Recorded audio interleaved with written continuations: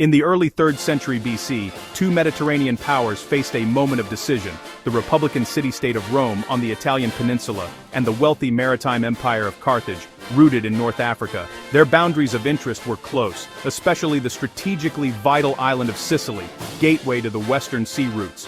When the city of Messana appealed for Roman help against a Carthaginian-backed rival in 264 BC, Rome intervened. Carthage reacted. A dispute over a local Sicilian city escalated into a full-scale war that would stretch for 23 years and change the course of Mediterranean history. Background: Rome and Carthage. Rome, in the decades leading up to war, had secured the Italian mainland, assimilating Latin allies and subduing southern Greek cities. Carthage, by contrast, commanded a network of ports, colonies, and mercenaries from across the western Mediterranean, with formidable sea power and commercial reach.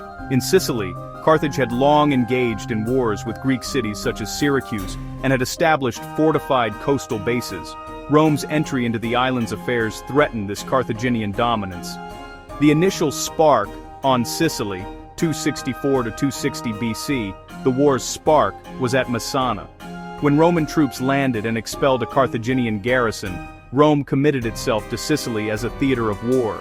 The first operations focused on besieging Carthaginian-held cities and attempting to wrest control of Sicily's central plains. In 262 BC, Rome laid siege to the Carthaginian stronghold of Acragas, modern Agrigento. A Carthaginian relief army of around 50,000 infantry and 6,000 cavalry, plus war elephants, attempted to break the siege but was defeated. Rome captured the city and sold many of its inhabitants into slavery. Despite this victory, land operations resolutely bogged down. Carthaginian forces held fortified coastal cities which could be supplied by sea, and Rome lacked the naval capacity to cut off those supply lines. At this juncture, the war shifted to the seas. Rome builds a fleet, and the naval war, 260-256 BC. Recognizing that victory required mastery of the sea, Rome embarked in 260 BC on a bold project: building a war fleet. Using a captured Carthaginian quinquereme as a model, the Romans constructed ships, albeit heavier and less maneuverable.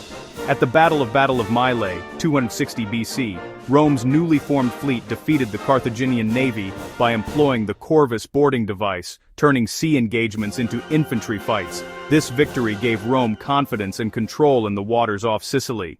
Rome then pressed its advantage offshore, capturing the Corsican port of Lipara and fighting at Sardinian waters. In 256 BC, the Roman fleet transported an army of some 26,000 legionaries to North Africa, an audacious venture. At the Battle of Cape Ecnomus, the Roman and Carthaginian fleets clashed in perhaps the largest naval battle of antiquity. Rome won. Landing in Africa near the Carthaginian homeland, Roman forces under consul Marcus Atilius Regulus began ravaging the countryside and capturing towns. But the efforts faltered when a Carthaginian-trained army under the Spartan mercenary Xanthippus defeated the Romans at the Battle of Tunis, 255 BC. Meanwhile, disaster struck. The Roman fleet, laden with transports, was devastated by a storm on its return, losing hundreds of ships and tens of thousands of men. Stalemate, Sicily campaigns, and attrition, 255-249 BC. After the African expedition collapsed, the war settled into a long, grinding stalemate on and around Sicily. Both sides exhausted resources, manpower, and morale. Carthaginian defensive strategy held fortified coastal cities. Rome controlled large tracts of Sicily but could not force a decisive battle. The Carthaginians, for their part, employed elephants and mobile cavalry to harass Roman forces.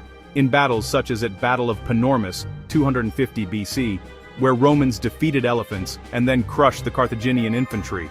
At sea, the Carthaginian victory at the Battle of Drepana, 249 BC, inflicted heavy losses on Rome.